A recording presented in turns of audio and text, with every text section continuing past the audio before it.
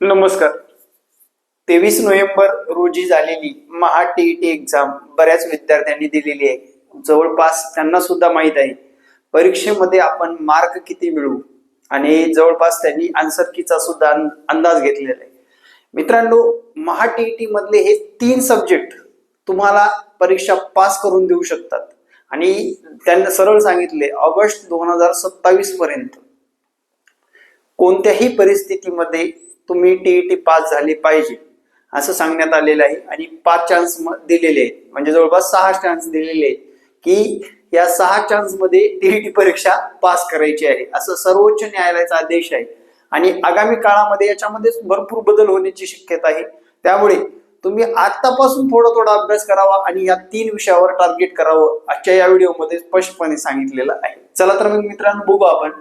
तर पहा, टीईटी किंवा सीटीईटी एक्झाम मध्ये काल एकाने प्रश्न विचारला की सर लँग्वेज आमची इंग्लिश होती पण आम्ही मराठी हिंदी घेऊ शकतो का? हो, टीईटी एक्झामला लँग्वेजचं कुठलंही बंधन नाही, कोणतीही लँग्वेज तुम्ही निवडू शकता.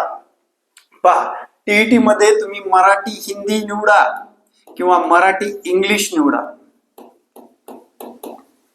हिंदी निवडा किंवा इंग्रजी निवडा. आजपर्यंत काय झालेलं आहे, टक्का कमी होण्याचं कारण एकच आहे की आपण गरज पडली किंवा तहान लागली की विहीर खणतो त्याप्रमाणे झालेलं आहे. म्हणून विद्यार्थी मित्रांनो, स्टेप बाय स्टेप थोडा अभ्यास करत आतापासून चाला, जेणेकरून तुम्हाला ही परीक्षा अजिबात अवघड जाणार नाही. आता आपल्यावर दडपण सगळ्यात मोठं, शिक्षकांना किती परीक्षा द्याव्या लागतात, शिक्षकांना एवढ्या परीक्षेतून का जावं लागतं. जर समजा एनईपी धोरणानुसार जर आपल्याला नियम लागू केलेला असेल तर त्याचा अवलंब आपल्याला करणं तेवढंच आवश्यक आहे. त्याचं हेडेक कमी करायचं असेल तर थोडा अभ्यास करणं गरजेचं आहे आणि टॉपिक वाईज अभ्यासाकडे लक्ष द्या, जेणेकरून तुम्हाला मार्क मिळवता येतील. पहा इकडे, टीईटी परीक्षा आपल्याला क्रॅक करायची. या लँग्वेजला आहेत 30 प्रश्न, या लँग्वेजला आहेत 30 प्रश्न, यापैकी दोन्हीपैकी एक केल्यानंतर 5 सब्जेक्ट आहेत. पेपर 1 ला 150 गुण आहेत आणि या 150 गुणापैकी आपल्याला 90 क्रॉस करायचे. तो फक्त 90च क्रॉस करून टाकायचे, हे डोक्यात ठेवा.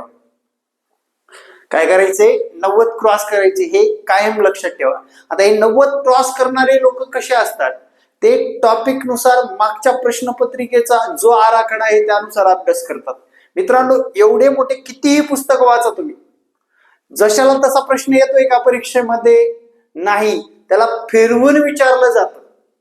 आणि मी म्हणेल बेसिक लेवलचे जवळपास 80 क्वेश्चन तुमचे बेसिक लेवलचे असतात. त्याच्यामध्ये किती? 80 क्वेश्चन हे तुमचे स्कॉलरशिप, नवोदय, त्यानंतर ज्या काही वेगवेगळ्या NMS परीक्षा, त्यानंतर NCERT बुक मधले प्रश्न जशाला तसे दिसून येतात.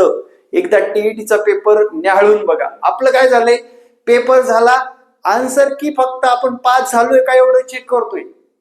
आन्सर की चेक मध्ये जर आपण नापास झालो तर पुढे जेव्हा टीईटी एक्झाम येईल तेव्हाच आपण तो पेपर उघडण्याचा प्रयत्न करतोय, मागच्या वर्षी काय प्रश्न आले होते. त्यामुळे आपण सातत्याने या परीक्षेमध्ये फेल ठरत आलेलो आहे आणि आपण अभ्यासामध्ये एवढा खंड पाडतोय. परीक्षा आल्यानंतर आता सगळ्यात मोठा म्हणजे युट्यूबर काय करतात, परीक्षा आल्यानंतर मोठे व्हिडिओ टाकत राहतात, मोठी जाहिरात करतात आणि त्या जाहिरातीला बोलून विद्यार्थी 15 दिवसाचा अभ्यास करतात आणि 15 दिवसामध्ये त्यांच्याकडून ही परीक्षा पास होत नाही. त्या कारणास्तव विद्यार्थी मित्रांनो, वर्षभर थोडा जर अभ्यास केलो तर आपण ही परीक्षा नापास होणार नाही एवढं नक्की आहे. न्यूटनला एकाच प्रयत्नामध्ये यश मिळालं का? एडिसननी एकाच प्रयत्नामध्ये बल्ब तयार केला का? हे जरा थोडंसं आपल्या माइंड सेट करून घ्या. थोडा अभ्यास करणं गरजेचं आहे. विशेष करून तुम्ही सरळ स्कॉलरशिपच्या विद्यार्थ्यांना शिकवा, तुमची ऑटोमॅटिकली ही टीईटी एक्झाम क्रॅक होणार. मी लिहून सांगतो, लिहून. 5वी किंवा 8वीच्या स्कॉलरशिपच्या विद्यार्थ्यांना शिकवायचं सरळ अभ्यास. कुठलंच पुस्तक उघडू नका, फक्त स्कॉलरशिपच्या विद्यार्थ्यांना शिकवा आणि सीडीपी वाचा. फक्त काय करा, बालमानसशास्त्र त्यांना नसतं ना, त्यामुळे सीडीपी वाचा. त्यांना काय असतं, गणित असतं. ओके, त्यांना काय असतं, बुद्धिमत्ता असतं. त्यांना काय असतं, पहिली लँग्वेज व दुसरी लँग्वेज मराठी आणि दुसरी लँग्वेज हिंदी असते. आणि आपण दुसरी लँग्वेज काय असते, इंग्रजी असते. आपण ही हिंदी किंवा इंग्रजी निवडू शकतो. आता यापैकी त्यांना उतारा असतो का? यस, आपल्याला सुद्धा उतारा असतो. त्यांना शेकडेवारी हा घटक असतो का? आपल्याला सुद्धा शेकडेवारी घटक असतो. त्यांना नफातोटा असतो का? असतो. त्यांना घड्याळीवर प्रश्न विचारलाय का? आपल्याला विचारलाय. परीक्षा काढून बघा. मग काठिण्य पातळी वाढत चाललेली आहे. आता आपण काय करतो, सगळे शिक्षक लोक कुठल्या ना कुठल्या शाळेला, कुठल्या ना कुठल्या क्लासला कनेक्टेड आहोत. मग आपण जर ही जबाबदारी स्वीकारली, ऑटोमॅटिकली तुमचा हा सब्जेक्ट म्हणजे टीईटी परीक्षा पास झालेले असाल. हे अनुभवातून बोलतोय मित्रांनो. काही लोकांनी अभ्यास न करता 8वीच्या स्कॉलरशिपच्या लोकांना शिकवत व मुलांना शिकवत ही टीईटी एक्झाम क्रॅक केलेली आहे. त्यांना जिओमेट्री असतं का? यस, असतं. तर आपल्याला सुद्धा हे जिओमेट्री विचारलं असतं. भले मोठे पुस्तकाची लिस्ट किंवा भले मोठे व्हिडिओ बघून काही उपयोग नाही. ट्रॅकने जावा, मागच्या प्रश्नपत्रिकेचा अभ्यास करून ट्रॅकने जावा. ही परीक्षा तुम्हाला 3च विषय पास करून देणार हो. 90 मार्काला 3च विषय आहे. मग तुम्ही मराठी, इंग्रजी, बालमानसशास्त्र निवडा, मराठी, मॅथ, बालमानसशास्त्र निवडा, मराठी, मॅथ, इंग्रजी निवडा. म्हणजे तुम्हाला या 3 विषयावर कमांड आणायचे, जेणेकरून तुमच्या हातातून तो पेपर जाणार नाही. ठरलेला आहे. डायरेक्ट इनडायरेक्ट आतापर्यंत सर्व परीक्षेला विचारलेला आहे. यावर्षी सुद्धा विचारलेला आहे. मराठी व्याकरणचा समास संधी यावर्षी सुद्धा विचारलेला आहे. गणितामधले बेसिक क्रिया, मूळ संख्या, सहमूळ संख्या, नैसर्गिक संख्या, पट, एकमेकाची पट दरवर्षी विचारतात. यावर्षी सुद्धा विचारलं गेलेलं आहे. ईव्हीएस मध्ये, एनसीईआरटी मधले जे विशिष्ट क्वेश्चन आहे, सिंधू संस्कृती असेल किंवा प्राचीन भारत असेल, याच्यावर क्वेश्चन आहेत, ते यावर्षी सुद्धा विचारलेले आहेत. मित्रांनो, तरी पण निकालाच्या आधीच सांगतो, 4 किंवा लईत लई 3.5 किंवा 4च्या मध्येच रिझल्ट लागणार आहे. 10-20 हजाराच लोक पास होणार आहेत. 10 ते 15 हजाराच्या मध्ये बाहेर लोक पास होणार आहेत. हे करत नाहीये, त्याच नियोजन आपण वर्षभर करतोय. मित्रांनो, आपण बॅचच्या माध्यमातून काय करतोय बघा. सर्वात प्रथम म्हणजे आपला हंगामी नाही. आता लोकांचे क्लास बंद झाले, आपला क्लास चालूच आहे. का? विद्यार्थी 15 दिवस येऊन कितीही फेस भरला आणि कोणतीही व्हिडिओ बघितला तर तो पास होऊ शकत नाही. हे तुम्हालाही मान्य आहे, मला बी मान्य आहे. ठीक आहे. हो, ते सर लय भारी शिकवतात, हे सर लय भारी शिकवतात, याला लय जास्त लाईव्ह आहेत म्हणजे पास होण्याची टक्का जास्त आहे, असं नाहीये. म्हणजे आपण त्यावेळेस फक्त धडपड करणाऱ्या व्यक्तींची संख्या जास्त असल्या कारणानं ते तेवढाच 10-15 दिवस अभ्यास करतात आणि शेवटी ब्रँड लागतो नापासचा. त्यामुळे विद्यार्थी मित्रांनो, यावेळेची स्ट्रॅटेजी आपण अशी आखलेली आहे. आपण मेंटरशिप बॅचच्या माध्यमातून विद्यार्थ्यांना मार्गदर्शन करतोय. काय केलात, 8 दिवसात तुम्ही काय केलात याची वीकली टेस्ट असेल.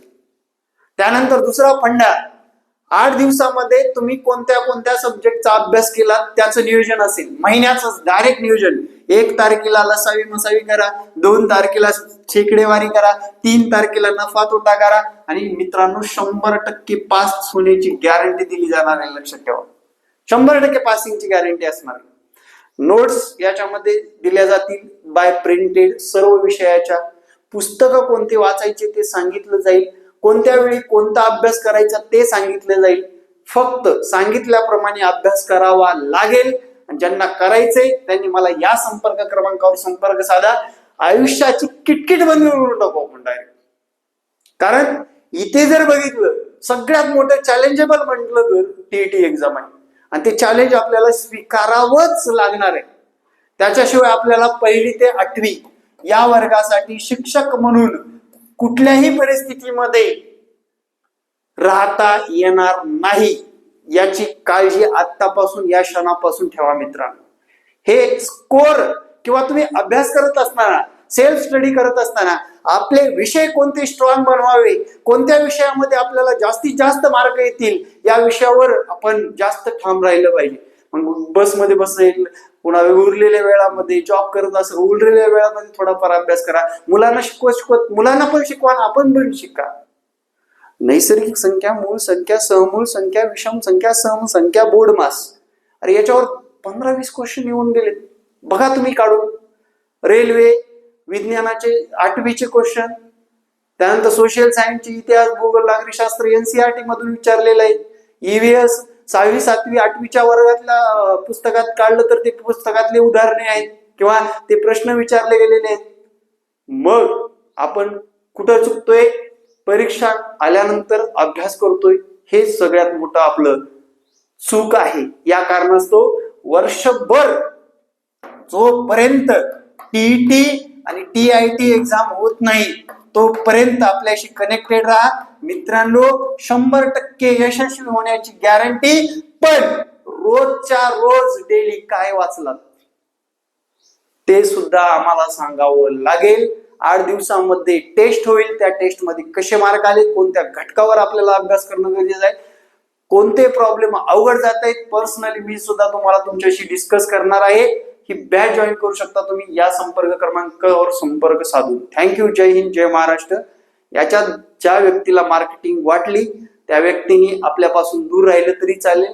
ज्यांना पास व्हायचे आणि 100% शिक्षक भरतीमध्ये यश मिळवायचे त्यांनीच मला या संपर्क क्रमांकावर संपर्क साधून आपण बॅच जॉईन करू शकता. जय महाराष्ट्र. धन्यवाद.